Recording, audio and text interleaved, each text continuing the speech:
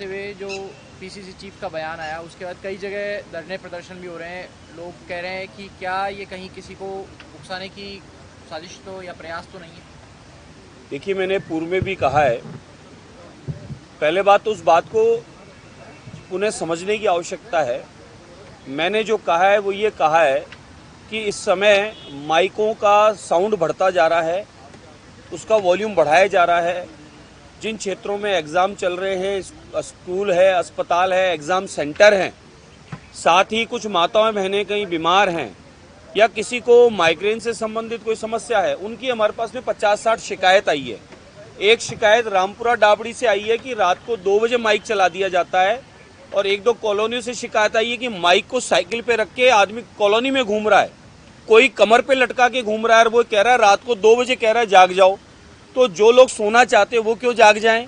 और वॉल्यूम को इतना क्यों तेज किया जा रहा है? 5-6-7 मंजिल के ऊपर 5-6 माइक लगा के वॉल्यूम बढ़ा रहे हैं। भोंपू इतना लंबा पहले कर दिया, फिर उससे भोंपू से कनेक्शन करके और कॉलोनी में मकानों पे लगा रहे हैं, सरकारी विद्युत पोल पे लगा रहे हैं, और कोई अन्य कोई बिल्डिंग है सार्वजनिक उस पे लगा रहे हैं। तो कहने का तात्पर्य यह था कि एक तो वॉल्यूम की कोर्ट के आदेश है, कोर्ट के आदेश हैं वॉल्यूम कितना होना चाहिए, एक तो वो मापदंड पे वॉल्यूम रखा जाए माइक का, और दूसरा ये कि जो रात को 2 बजे चलाते हैं उससे लोगों को आपत्ति है।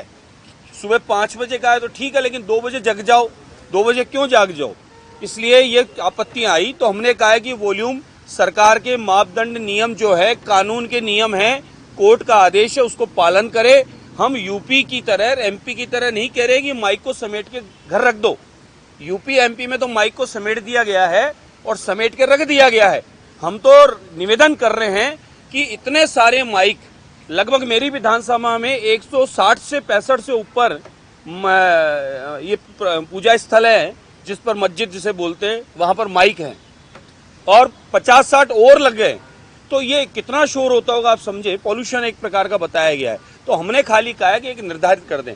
और उस बात पे कांग्रेस के प्रदेश अध्यक्ष आदरणीय पेपर लीक माफिया नाथी के बाड़े से विख्यात टोडासरा जी ने जिस प्रकार के अपमानजनक शब्दों में जो बोला है, इससे संपूर्ण भारतवर्ष के अध्यात्म से जुड़े लोगों को, सनातनियों को इस बात से आपत्ति है।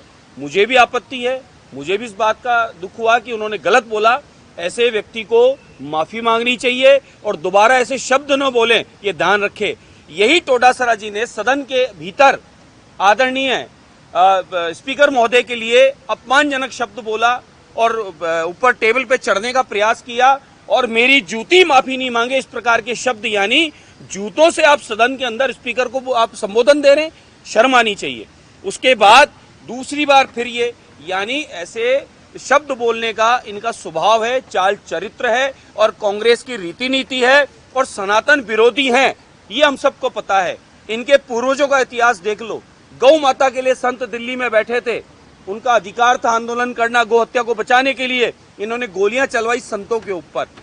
इन लोगों ने राम मंदिर नहीं बन पाए, उसके लिए लगातार ये लोग विरोध में खड़े रहे, मंदिर बनना नहीं चाहिए। ये वही लोग हैं सनातन को कीड़ा मकोड़ा डेंगू कहने वाले, ये वही लोग हैं जो अध्यात्म गुरुओं को यहाँ पर राजस्थान में आत्महत्याएं करनी पड़ी थी। इनकी वजह से इन्होंने कांग्रेस काल में इस प्रकार से प्रताड़ित किया था।